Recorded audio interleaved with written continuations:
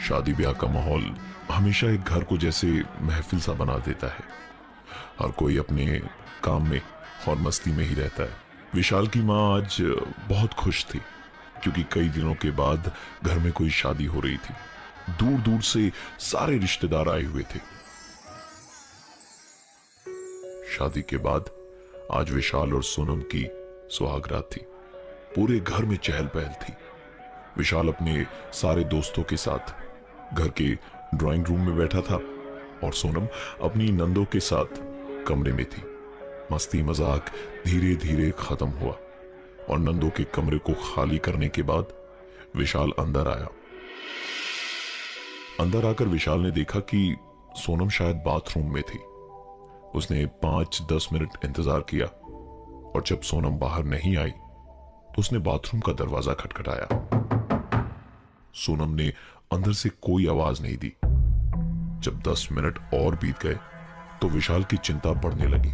उसने इस बार दरवाजा और जोर जोर से खटखटाया और जब सोनम ने अभी भी कोई आवाज नहीं दी तो विशाल ने दरवाजे को तोड़ दिया।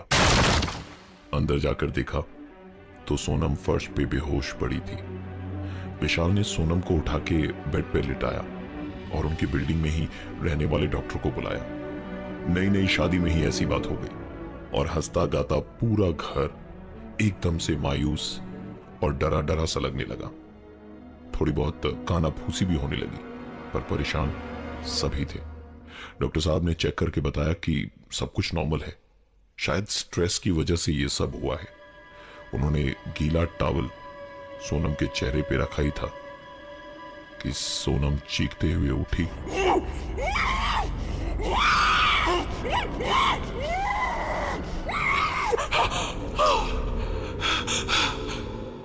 और फिर बेहोश हो गई।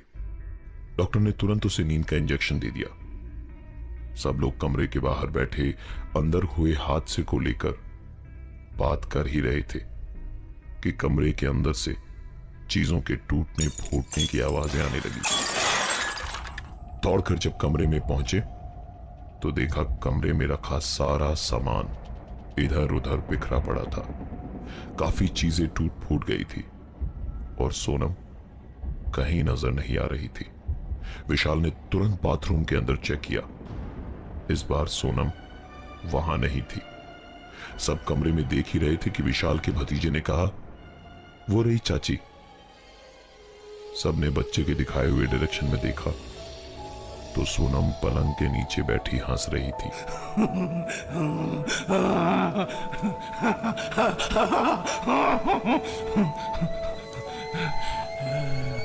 विशाल ने झुककर उससे पूछा, तुम यहां क्या कर रही हो और ये सब क्या किया तुमने? जवाब में सोनम ने जो कहा वो वहां खड़े परिवार के हर एक आदमी ने सुना। मैंने नहीं, सोनम ने किया। घर वाले इस बात को सुनकर सोच में पड़े ही थे कि सोनम फिर से बेहोश हो गई। शायद नींद की दवा अपना काम कर गई थी। विशाल और सोनम की शादी की पहली रात ही हुए कुछ हादसों ने विशाल और उसके परिवार वालों को बहुत परेशान कर दिया था। पर अगले ही दिन से चीजें फिर से नॉर्मल थी। ये देख के सबकी सांस में सांस आई कि जो कुछ भी हुआ वो शायद सोनम के स्ट्रेस्ड आउट होने की वजह से ही हुआ था। विशाल और सोनम हनीमून पे जा चुके थे। पहाड़ों और वादियों में एक दूसरे को जानने में उन्हें कुछ खास वक्त नहीं लगा। 1-2 दिन में ही समझने लगे थे वो एक दूसरे को। सुबह साइट सीइंग के लिए निकलने से पहले नहाने के लिए गीजर ऑन करके थोड़ी देर में जब सोनम बाथरूम में गई तो जोर से चीखी। विशाल दौड़ के अंदर पहुंचा तो सोनम रोती और हाथ मलती हुई बोली, पानी बहुत ज्यादा गर्म हो गया है, मेरा हाथ जल गया। विशाल ने पानी में हाथ डाल के चेक किया तो पानी पूरा ठंडा था। विशाल ने सोनम से कहा, शादी हो गई है बाबा, अब स्ट्रेस मत लो, जल्दी नहाओ और उसके बाद घूमने चलते हैं। सोनम शावर ले ही रही थी कि उसके हाथ से साबुन गिर गया। आंख में साबुन चला गया था तो आंख खोल नहीं पा रही थी और ऐसे ही आंखें बंद किए ही साबुन नीचे ढूंढने लगी कि ऐसा लगा जैसे किसी ने उसका हाथ पकड़ के साबुन थमा दिया हो। सोनम ने नहाना भूल के तुरंत आंखें धोकर बाथरूम में इधर उधर देखा, जहां उसके अलावा और कोई नहीं था। सोनम ने तुरंत नहाना खत्म किया और देखा कि टॉवल लाना तो वो भूल ही गई। तो बाथरूम से एक हाथ बाहर निकाला और विशाल को आवाज लगाई कि टॉवल दे देना। विशाल जितनी देर में टॉवल उसे दे पाता उतनी ही देर में उसे सुनाई दिया, क्या कर रहे हो, छोड़ो ना, अरे बाहर तो आने दो। विशाल पलट के कुछ बोलता उससे पहले ही उसे सुनाई दी सोनम की चीख। विशाल ने दौड़ के दरवाजा खोला तो देखा सोनम को बहुत जोर की चोट लगी थी, ऐसे जैसे कि बाथरूम से निकले उसके हाथ को किसी ने जोर से खींच लिया हो। सोनम को लगा कि ये विशाल ने किया है, जबकि विशाल तो दरवाजे के आसपास भी नहीं था। दिन भर के घूमने का प्लान कैंसिल करना पड़ा और रात को दोनों जब सो रहे थे तब देर रात विशाल को महसूस हुआ जैसे सोनम बड़ी गहरी गहरी सांसें ले रही हो। उसने आधी नींद में बिना आँख खोले ही कहा, तुम्हें कोई प्रॉब्लम तो नहीं हो रही, इतनी गहरी सांसें ले रही हो? विशाल के इस सवाल का कोई जवाब नहीं आया, पर विशाल को अपने सीने पर एक हाथ महसूस हुआ। वो फिर बोला, सुबह के 3 बजे तुम्हें रोमांस सूझ रहा है? विशाल ने अपनी बात खत्म ही की थी कि बाथरूम से एक आवाज आई,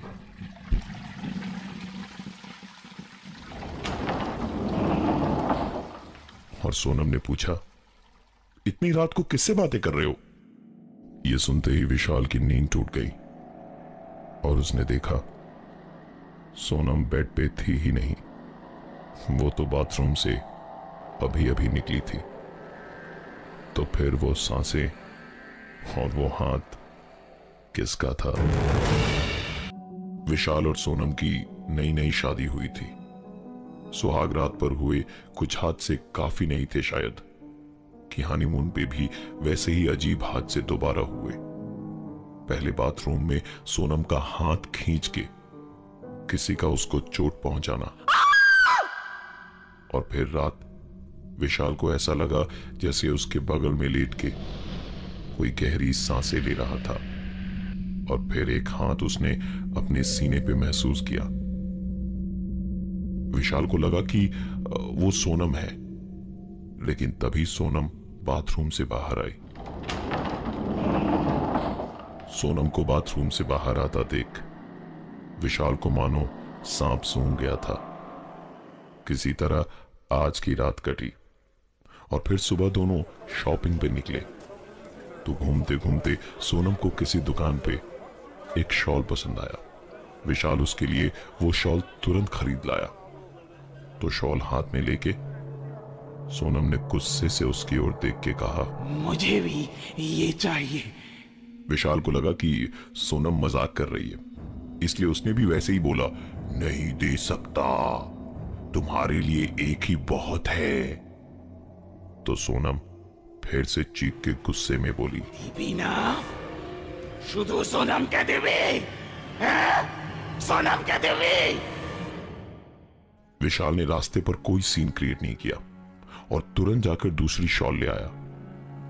और होटल पहुंचते ही सोनम ने विशाल से जो कहा, उसके बाद विशाल कुछ बोल ही नहीं पाया। वाह मिस्टर विशाल, फिजूल खर्ची तो कोई आपसे सीखे। एक ही जैसी 2-2 शॉल खरीद ली आपने। विशाल को काटो तो खून नहीं। उसने टाइम बर्बाद ना करते हुए अगले ही दिन की टिकट्स बुक कर ली वापस गुवाहाटी जाने के लिए। फ्लाइट दिल्ली से थी वाया कोलकाता और फिर गुवाहाटी। शिमला से दिल्ली वो बस की जर्नी करके पहुंचे। बस अड्डे पर सोनम को वेइंग मशीन दिखी तो उसने कॉइन डाल के अपना वेट चेक किया। वेट आया 135 किलो, जबकि सोनम का वेट 65 से ज्यादा हो ही नहीं सकता था। उसने दोबारा वेट लिया तो फिर वही 135 किलो। तीसरी बार भी वही आया। इस बार विशाल बोला, मैडम तुम्हारा वजन तो 65 है, बाकी का 70 शायद तुम्हारे स्ट्रेस का है। और वैसे भी बस अड्डे पे आज तक किसी का वेट सही निकला है जो तुम्हारा आएगा। दोनों ने दिल्ली एयरपोर्ट से गुवाहाटी की फ्लाइट पकड़ी जो कोलकाता में कुछ देर के लिए रुकी। सोनम ने पूछा, ये हम कहां हैं? विशाल ने खिड़की से बाहर देखते देखते ही कहा, कोलकाता। सोनम को यह सुन के पता नहीं क्या हुआ, और जिसको बंगाली का एक अक्षर नहीं आता था उस सोनम ने बंगाली में कहा, कालीबाड़ी जाबो। विशाल को सोनम की बात समझ में नहीं आई। उसने उससे पूछा, क्या? तो सोनम बोली, सुनछिस ना, कालीबाड़ी जाबो। पीछे से किसी पैसेंजर ने कहा कि ये कालीबाड़ी जाने की जिद कर रही हैं जो टॉलीगंज में है। विशाल अब तक के इन इतने सारे हादसों से परेशान तो था ही, अब उसने गुस्से से अपने दांत भींचते हुए कहा, बंद करो अपना ये खड़ी खड़ी का नाटक। फ्लाइट में अगर कोई सीन क्रिएट किया ना तो उतरते के साथ ही तुम्हें डिवोर्स दे दूंगा, समझी? सोनम पूरी तरह झेप गई और बड़ी अजीब तरीके से उसने कहा, सॉरी, जाबो ना। विशाल और सोनम की शादी के बाद से ही शुरू हुई कुछ अजीब घटनाएं जिसने उनका पीछा हनीमून पे भी नहीं छोड़ा। अपनी बीवी सोनम की हरकतों से विशाल इतना परेशान हो गया था कि उसने हनीमून बीच में ही छोड़कर वापस गुवाहाटी जाने का फैसला किया। फ्लाइट जब कोलकाता में थोड़ी देर के लिए रुकी तो अचानक ही सोनम ने बंगाली में कहा, सुनछिस ना, कालीबाड़ी जाबो। इस बार परेशान होकर विशाल ने दांत भींचते हुए कहा कि अगर तुम्हारी ये नौटंकी बंद नहीं हुई तो मैं तुम्हें डिवोर्स दे दूंगा। जिसे सुनते के साथ ही सोनम ने कहा, सॉरी, जाबो ना। वापस घर पहुंच के जब सारी बातें घर पे बता के विशाल अपने रूम की ओर जा रहा था तो पीछे से सोनम की सास ने धीमे से कहा, दिक्कतें तो होगी, भूतनी से जो शादी कर ली है मेरे बेटे ने। उनके मुंह की बात खत्म भी नहीं हुई थी कि सोनम ने पलट के जोर से चीखते हुए कहा, ठीक बोलेছিস। सोनम चीखने के तुरंत बाद ही बेहोश हो गई। किसी तरह उसको रूम में ले जाकर विशाल ने बेड पर सुला दिया। सोनम बहुत देर तक सुकून से सोती रही और शाम को पूरे घर में ढूंढने पे भी सोनम कहीं नहीं दिखी। जब पूरे घर में और बिल्डिंग में छानबीन करने के बाद विशाल छत पे पहुंचा तो छत के एक कोने में बैठी सोनम रोती हुई उसे दिखाई दी। विशाल को कभी भी इतना गुस्सा नहीं आया था जितना अभी सोनम को देख के आ रहा था। वो चिल्लाते हुए कहता है, ये क्या नया नाटक है तुम्हारा? तुम्हारी वजह से सोना खाना जीना सब कुछ मेरा हराम हो गया है। चाहती क्या हो तुम मुझसे? सोनम ने कुछ नहीं कहा, लेकिन विशाल को आधी ताकत से ही एक धक्का गुस्से से मारा और विशाल बड़ी दूर जाकर गिरा। इस धक्के से वो समझ गया था कि ये सोनम तो नहीं है, क्योंकि सोनम के लिए इस तरह की चीज कर पाना शायद इम्पॉसिबल थी। उस दिन रात को विशाल नहाकर आईने के सामने खड़े होकर कंघी कर ही रहा था कि उसने आईने में ही अपने पीछे देखा कि बेड पर बैठी सोनम ऊपर देखते देखते अपने आप से ही बात किए जा रही थी। चली जा। विशाल ने जोर से सोनम को झकझोड़ा और चिल्लाया, क्या कर क्या रही हो तुम सोनम? पागल हो गई हो क्या? जीना दुश्वार कर दिया तुम्हारी इन हरकतों ने मेरा। विशाल की बातें सुनकर सोनम के गले से सिर्फ एक ही आवाज निकली, ये तुझे कालीबाड़ी लेकर नहीं जाएगा, और अगर ये नहीं ले गया तो तू मुझे ले जाएगी ना? हाँ, तू मुझे ले जाएगी ना? हाँ?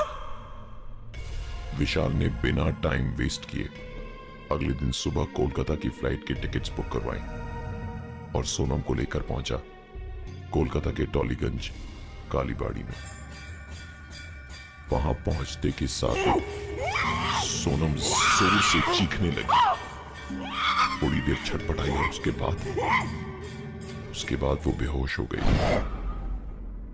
बड़ी कोशिशों के बाद जब वो होश में आई तो उसके होठों पर एक ही सवाल था। हम तो शिमला में हनीमून मनाने गए थे, ये कहां आ गए?